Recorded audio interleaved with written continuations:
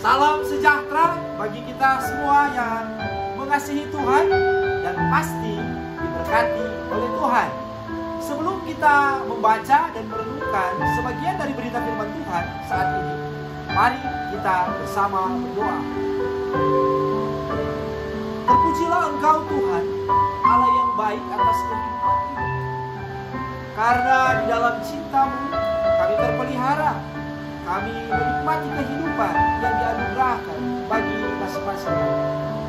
Dan dalam kesukacitaan inilah kami mau terus belajar tentang kebenaran firman, supaya hidup yang dianugerahkan oleh Tuhan benar-benar menjadi hidup yang memberkati kami dan kemudian membawa kami memberkati atau menjadi berkat bagi orang lain. Roh Kudus kiranya memberkati kami semua saat membaca dan merenungkan firman. Di saat ini berfirmanlah Tuhan, kami siap melakukannya dalam kehidupan kami masing-masing. Dalam nama Yesus Kristus, firman yang menjadi manusia, kami berdoa. Amin. Saudara-saudaraku yang diberkati Tuhan, saat ini kita akan membaca satu bagian Alkitab dari surat Rasul Paulus kepada jemaat di Galatia. Galatia pasal 6 ayat yang pertama sampai ayat yang ke-18. Galatia 6 ayat yang pertama sampai ayat 18 dengan dua tema atau dua perikop yang diberikan judul oleh Lembaga Alkitab Indonesia, Saling Membantulah Kamu, serta Peringatan dan Salam. Beginilah firman Tuhan.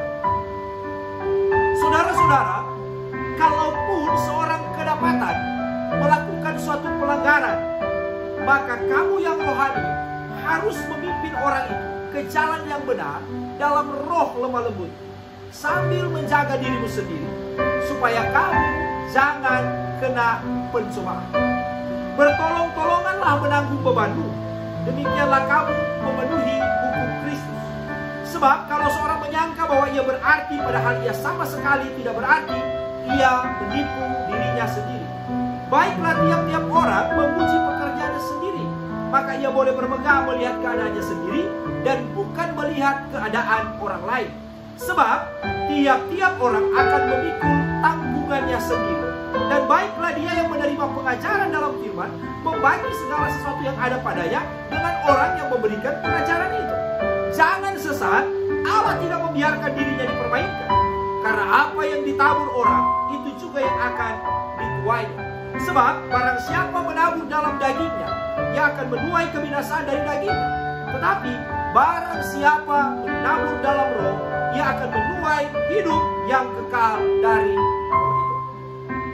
Janganlah kita jemu-jemu berbuat baik, karena apabila sudah datang waktunya, kita akan menuai jika kita tidak menjadi lemah. Karena itu, selama masih ada kesempatan bagi kita, marilah kita berbuat baik kepada semua orang, tetapi terutama kepada kawan-kawan kita seiman. Lihatlah bagaimana besarnya huruf-huruf yang kutulis kepadamu dengan tanganku sendiri.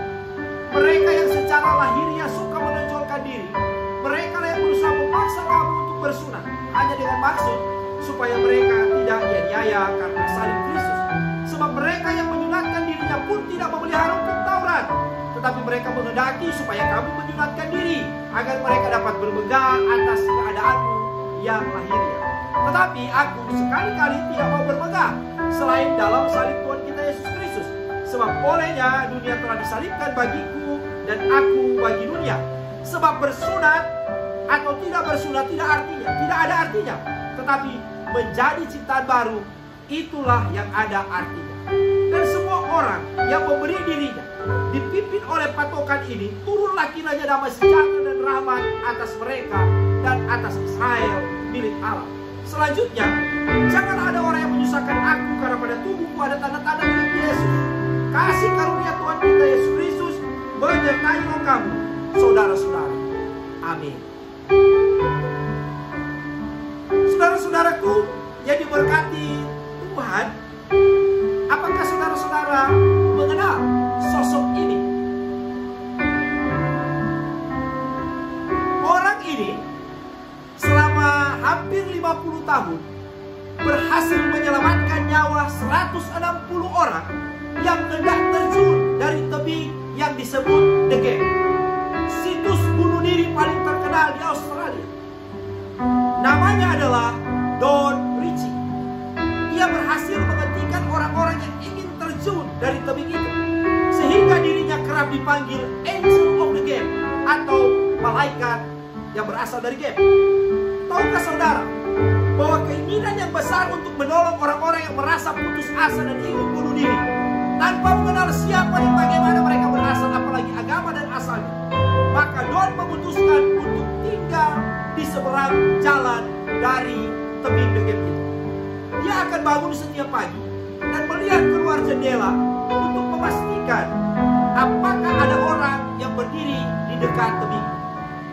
Jika dia melihat bahwa orang itu mungkin akan melompat, dia akan berjalan mendekati orang itu sambil tersenyum. Dengan wajahnya yang ramah itu, dia akan berkata, apakah ada sesuatu yang bisa kulakukan untuk membantu Anda? Kedengarannya memang sederhana, tetapi ucapan ini selalu berhasil. Don akan mengajak orang itu berbincang dan mengajaknya mampir ke rumahnya untuk minum teh ataupun menjamu mereka dengan sarapan pagi atau makan minum pada saat itu. Menurut Don, butuh waktu singkat untuk membuat saya menyadari. Dia menyadari bahwa banyak orang yang datang ke situ dan melihat pemandangan, dan hal berikutnya yang dia temukan adalah mereka menghilang. Itulah kutipan wawancara Don dengan The Sydney Morning Herald. Pada tahun 2006, Don dianugerahi Medal of the Order of Australia untuk usaha penyelamatan yang dilakukannya. Kemudian pada tahun 2010, dia juga mendapat Local Hero Award for Australia dari National Australia Day Council. Pria baik hati ini menghabiskan hari-hari terakhirnya dengan berjuang melawan kanker. Dia meninggal seputaran bulan Mei tahun 2012, dikelilingi oleh istrinya Moya dan putrinya Zhang, Donna, dan Su, serta 4 cucu. Saudaraku yang diberkati Tuhan, firman Tuhan bagi kita saat ini adalah mengingatkan saudara dan saya agar tidak lupa serta bosan untuk menolong orang lain. Sebagaimana tema khotbah saat ini, janganlah kita jemu-jemu berbuat baik. Sehubungan dengan tema ini, maka kita akan melihat teks dan konteks dari bacaan sekarang yang menjadi pokok perenungan melalui surat Paulus kepada jemaat di Galatia, yang di Galatia 6 ayat yang pertama sampai ayatnya yang ke-18. Tentu menjadi pertanyaan bagi kita, ada apa di Galatia sehingga Rasul Paulus harus mengingatkan mereka tentang hal itu? Siapakah mereka yang diperingatkan oleh Rasul Paulus? Saudara, secara keseluruhan dalam kitab Galatia kita mendapati bahwa surat ini ditulis karena adanya pertentangan pendapat antara orang Kristen Yahudi yang datang dari Yerusalem dengan orang Kristen non-Yahudi di Galatia. Orang-orang Kristen Yahudi ini memaksakan agar mereka yang Kristen non-Yahudi untuk mengikuti secara penuh hukum Taurat. Bagi mereka hal itu mutlak dilakukan jika mereka ingin Tuhan menyelamatkan mereka dari dosa-dosa. Rasul Paulus dengan tegas dan keras membantah dan menyalahkan mereka sebagai orang-orang yang sesat dan munafik. Pertentangan ini kemudian membawa orang Kristen Yahudi kemudian mulai menebarkan provokasi untuk meragukan kerasulan dari Rasul Paulus. Sehingga tidaklah mengherankan kalau di awal suratnya ini Rasul Paulus menegaskan dirinya sebagai seorang rasul karena Yesus Kristus dan bukan karena manusia. Ayat pertama dari pasal yang pertama. Ia mengingatkan orang percaya di Galatia agar tetap percaya kepada Injil Kristus dan bukan Injil lain, sehingga jangan mudah berbalik dari dia. Pasal yang pertama ayat yang ke-6 sampai ke-7. Untuk itu, ia kembali mengingatkan bahwa iman dalam Yesus Kristuslah yang menyelamatkan, sehingga tidak perlu lagi menjalankan hukum-hukum Yahudi seperti sunat atau larangan makanan yang haram. Dalam hal ini kemudian Paulus mengkritik dan menentang Petrus yang disebutnya berpura-pura atau tidak tegas. Karena pada suatu sisi ia makan sehidangan dengan orang tak bersunat, Tapi di sisi lain, ketika Yakobus datang, maka ia mengundurkan diri karena takut akan saudara-saudaranya yang bersunat. Kita bisa membandingkan ini dalam pasal 2 ayat 11 sampai 14. Bagi Rasul Paulus hal ini tentu tidak dapat dibenarkan. Bukankah semua orang percaya kepada Tuhan Yesus Kristus dibenarkan karena iman mereka kepada Tuhan Yesus Kristus? Pasal 2 ayat 16 dan juga pasal 3 ayat 11 sampai 14. Iya benar, Yesus Kristus telah membuat semua orang yang percaya kepadanya menjadi orang-orang yang merdeka. Tetapi kemudian Rasul Paulus mengingatkan agar supaya kemerdekaan itu tidak dimanfaatkan oleh orang benar untuk hidup dalam dosa. Pasal yang kelima ayat 1 sampai 15. Melainkan mereka harus hidup dalam roh. Pasal yang kelima ayat 16 sampai 26. Sebab dalam roh maka setiap orang benar telah menyalibkan kedagingan dengan segala hawa nafsu dan keinginan. Saudaraku yang diberkati Tuhan, selanjutnya dalam pasal 6 ayat 1 sampai 18, Rasul Paulus kemudian mengingatkan bagaimana seharusnya orang percaya, orang beriman kepada Tuhan Yesus Kristus itu hidup, yaitu menolong, membantu orang lain dengan tidak jemu-jemu, terutama kepada kawan-kawan seiman. Pasal 6 ayat 9 sampai 10. Serta perlu diingat pertolongan yang dilakukan bagi orang lain itu bukan tentang siapa kita yang menolong, tapi bagaimana menceritakan tentang Tuhan Yesus Kristus yang telah lebih dahulu menolong dan olehnya kita bermegah dalam salib. Salib Tuhan Yesus Kristus yang telah mengubah orang percaya menjadi ciptaan baru. Pasal 6 ayat yang ke-11 sampai ayat yang ke-18. Ajakan Rasul Paulus ini tentu bukan tanpa alasan. Sebab ia melihat mulai ada pengaruh-pengaruh ajaran yang lain dan mempengaruhi kehidupan orang percaya, kehidupan orang beriman. Olehnya maka ia menasihati mereka di ayat yang pertama sampai ayat yang ketiga. Saudara-saudara, kalaupun seorang kedapatan melakukan suatu pelanggaran, maka kamu yang rohani harus memimpin orang itu ke jalan yang benar dalam roh lemah lembut, sambil menjaga dirimu sendiri supaya kamu jangan kena pencobaan. Bertolong-tolonganlah menanggung beban. Demikianlah kamu memenuhi hukum Kristus. Sebab kalau seorang menyangka bahwa ia berarti padahal ia sama sekali tidak berarti, ia menipu dirinya sendiri. Suatu upaya untuk mengingatkan orang percaya agar hidup tidak hanya untuk dirinya sendiri, tapi suatu ajakan agar hidup saling memperhatikan dan kemudian menolong orang lain. Pada ayat yang pertama, pertolongan yang dilakukan adalah dengan memimpin. Kata memimpin dalam terjemahan Yunani digunakan kata katartisete dari kata katartiso. Memimpin artinya memulihkan, menyempurnakan atau menyembuhkan. Menyempurnakan, memulihkan siapa? Dengan jelas dikatakan di ayat pertama, yaitu orang yang melakukan pelanggaran. Pelanggaran di sini diterjemahkan dari kata Yunani paraptomati, dari kata paraptoma, yaitu kesalahan dan dosa. Artinya kita memulihkan, menyempurnakan, menyembuhkan orang yang melakukan pelanggaran, yaitu orang-orang yang bersalah, orang yang melakukan kesalahan, orang yang melakukan dosa. Di sini bahwa orang-orang yang melakukan kesalahan dosa itu harus dipulihkan, harus diobati sehingga sembuh dari segala dosanya, agar supaya mereka hidup dalam pertobatan atau melalui berjalan di jalan yang benar. Bukan sebaliknya, orang yang melakukan kesalahan atau dosa, pelanggaran, kemudian dihakimi. Dipulihkan, diobati, dipimpin di sini dapat dilakukan tanpa menghakimi, oleh karena mereka adalah orang yang rohani, kata Rasul Paulus.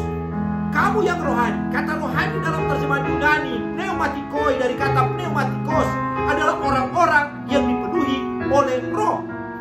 Adalah orang-orang yang dapat kemudian kita bahasakan orang-orang yang dikuasai oleh roh. Sehingga dalam proses menolong ini, memimpin ini, memulihkan, menyembuhkan ini, dia lakukan dengan penuh kelemah lembutan. Yunaninya parautetos dari kata prautes, karena memang seharusnya demikian. Sebab sifat roh adalah lemah lembut. Jelas bagi kita bahwa kita yang menuntun, memimpin, menyembuhkan, memulihkan orang-orang yang melakukan kesalahan adalah orang-orang yang menolong dengan roh kelemah lembutan. Sambil mengingat agar jangan sampai kita menolong mereka yang melakukan kesalahan jangan kemudian kita jatuh dalam pencobaan atau tergoda. Dalam ungkapan Yunaninya peirastes, dari kata peiraso. Yang Rasul Paulus maksudkan adalah jangan sampai ketika kita menolong orang lain dari dosa, membuat kita tergoda, terjebak, jatuh dalam pencobaan untuk kemudian merasa diri lebih benar dari orang yang kita tolong. Malahan kemudian merasa diri lebih penting dari orang yang ditolong, sehingga berada dalam dosa menghakimi. Padahal itu akan membuatnya menipu diri sendiri, kata Rasul Paulus. Sebab tidak ada orang yang tidak pernah melakukan kesalahan atau pelanggaran, ayat yang ketiga.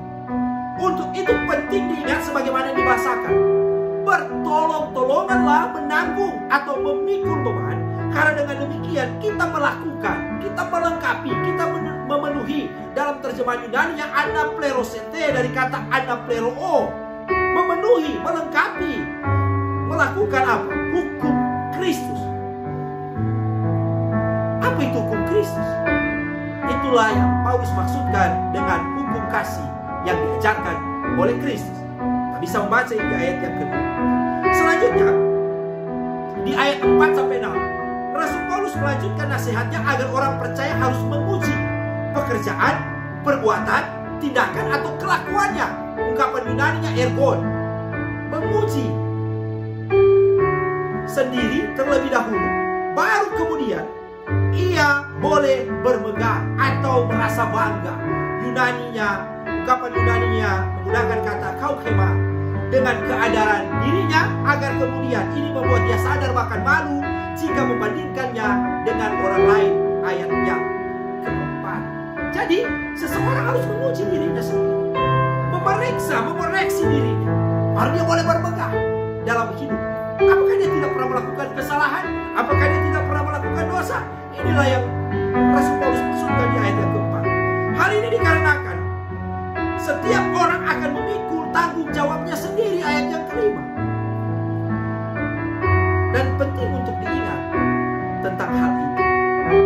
Untuk itu, jika seseorang, saudara-saudara, telah mendapatkan pengajaran lewat firman, sebagaimana ungkapan ayat 6, ketika ia mendengar firman, dia mendapatkan pengajaran lewat firman, maka kemudian Paulus mengatakan, tentu ia harus berubah, tapi kemudian juga ia harus berbagi dengan orang yang mengajarkan segala sesuatunya kepada dia. Di sini kita melihat bahwa menolong adalah suatu upaya juga untuk melihat siapakah diri kita yang Tuhan beri kepercayaan untuk menolong orang, agar kemudian kita tidak jatuh pada sikap sombong. Sekaligus juga diingatkan untuk berubah lewat pengajaran firman Tuhan, dan melalui perubahan itu kemudian menjadikan kita dapat berbagi dengan mereka yang memberi pengajaran lewat firman Tuhan itu. Tindakan-tindakan ini di ayat 7-8 bagi Rasul Paulus akan membawa orang percaya bertindak benar dan tidak tersesat atau tidak menipu. Ungkapan Yunani yang digunakan adalah planaste, dari kata planao, dengan mempermainkan Tuhan. Yunani mukterisetai, dari kata mukteriso, mempermainkan dengan sikap menghina. Karena siapa yang menabur dalam daging, ungkapan Yunaninya sarka, dari kata sars, tubuh yang dikuasai dosa, akan menuai kebinasaan atau kehancuran. Dari ungkapan Yunani ftoran, dari kata ftora. Tapi yang menabur dalam roh akan menuai hidup yang kekal. Yunani, ungkapan Yunani yang zoen aionion, hidup kekal, hidup tiada akhir. Oleh karenanya Rasul Paulus kembali lagi mengingatkan agar orang benar di ayat 9-10, agar jangan jemu-jemu. Yunaninya enkakomen, dari kata enkakeo, menjadi jemu atau menjadi tawar hati, menjadi lelah berbuat baik. Paulus maksudkan adalah jangan sampai kita lelah, jangan sampai kita menjadi tawar hati, jangan sampai kita menjadi bosan untuk berbuat baik, karena ada upaya yang menanti kita. Karena itu gunakanlah kesempatan yang Tuhan beri. Yunani menggunakan kata kairos, dari kata kairos, ya, menarik. Kesempatan di sini adalah waktu yang Tuhan berikan bagi setiap orang percaya untuk terus apa? Untuk terus berbuat baik kepada semua orang, terlebih-lebih atau terutama dari terjemahan Yunaninya malista, kepada saudara atau anggota keluarga kita. Ungkapan Yunaninya oikeios, yaitu saudara, anggota keluarga kita yang seiman. Untuk itu, tidak Tidak ada alasan bagi orang benar kemudian membanggakan diri, mempertontonkan, menunjukkan diri.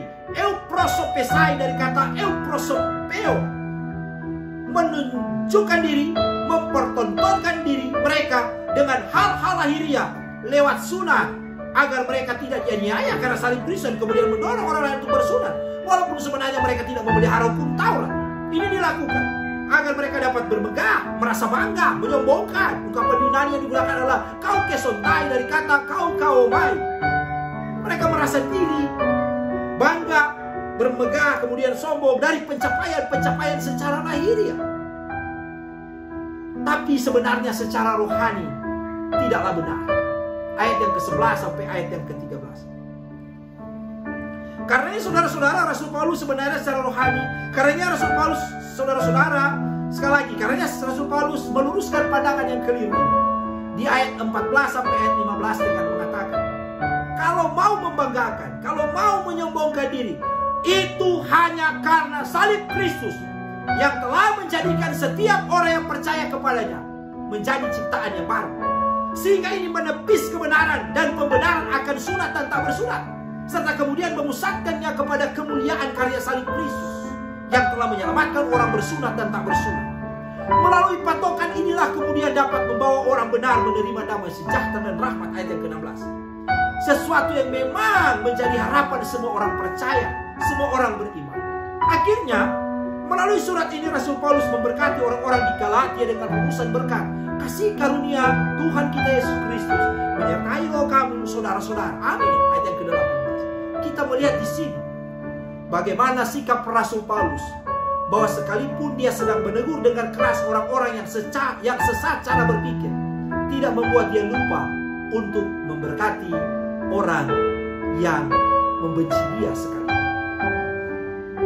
Saudaraku yang mengasihi dan dikasihi oleh Tuhan Yesus Kristus, maka kemudian saat ini kita dapat berefleksi dalam kehidupan iman kita untuk pertama, tidak menutup mata dan telinga melihat orang lain yang sedang berada dalam keterpurukan dosa, kesalahan, serta pelanggaran hidup. Bisa saja itu terjadi di kantor, kehidupan di tengah masyarakat, bahkan dalam persekutuan orang percaya. Jangan masa bodoh, acuh tak acuh, tapi bawalah mereka untuk kembali ke jalan yang benar dengan kelemah lembutan kasih, sebagaimana yang Tuhan kehendaki. Hal yang kedua, jangan sampai kita kemudian yang jatuh dalam dosa saat kita menolong orang yang berdosa. Apa maksudnya, saudara? Ini untuk mengingatkan kita agar jangan sampai karena orang lain yang kita tolong berjalan kembali ke jalan yang benar, kemudian membawa kita tergoda, terjebak dengan perilaku merasa diri lebih baik, lebih benar dari orang yang kita tolong, dan kemudian mulai menghakimi orang yang ditolong. Sebuah kata bijak berkata, mari saling tolong menolong satu sama lain untuk menggapai surga. Sekali lagi, mari saling tolong menolong satu sama lain untuk menggapai surga. Jangan malah menjatuhkan orang lain saat kamu sedang berjaya. Justru sebaliknya, raihlah tangan mereka dan bantu mereka yang tengah jatuh di saat kamu sedang berjaya. Hal yang ketiga, kalau ada saat kita menerima, ingatlah ada saat kita juga untuk berbagi. Karena dengan berbagi, kita tidak akan pernah kekurangan. Dan saat yang paling indah dan menantang dalam iman dan pengharapan adalah saat berbagi di tengah kecukupan, bahkan kekurangan. Pernahkah saudara mengalami hal itu? Saat saudara memiliki nilai uang yang pas untuk kebutuhan, tiba-tiba ada sahabat yang bermohon untuk membeli kue jualannya dalam pencarian dana. Apalagi saat ini memasuki Natal, pencarian dana panitia Natal misalnya. Apa yang saudara lakukan? Jika saudara seorang yang percaya cara Tuhan mengatur hidup selalu menakjubkan, pasti Anda akan berbagi karena percaya Tuhan menyediakan. Tapi ini juga sekaligus mengajarkan, ada saat nanti di kesempatan yang lain saya bisa berada di posisi teman saya yang mencari dana. Hal yang keempat, taburkanlah hal yang baik dan benar agar kita menuai damai sejahtera serta serta berkat dan kehidupan yang kekal. Hindari diri kita untuk menabur kebencian dan permusuhan, karena yang akan kita tuai pasti kehancuran dan kebinasaan dalam kehidupan. Bukan hanya sekarang, tapi juga nanti di dalam kekekalan. Hal yang kelima, jangan menjadi tawar hati. Karena itu jangan bosan, jangan jemu berbuat baik kepada semua orang. Tolonglah mereka yang perlu kita bantu, kita tolong dalam hidup ini, sambil mengingat apa yang dikatakan Yesus tentang kedatangannya. Aku berkata kepadamu, sesungguhnya segala sesuatu yang kamu lakukan untuk salah seorang dari saudaraku yang paling hina ini, kamu telah melakukannya untuk aku. Itulah catatan Injil Matius 25 ayat yang ke-40. Tolonglah semua orang, tapi yang terutama, terlebih penting, yang tidak dapat kita abaikan adalah saudara seiman serta anggota-anggota keluarga kita. Hal yang keenam, jangan menjadi orang benar yang sombong, suka pamer, menonjolkan diri, dan kemudian membuat orang lain seakan-akan berada jauh di bawah kita. Apalagi kemudian memaksakan orang lain untuk menuruti semua keinginan kita.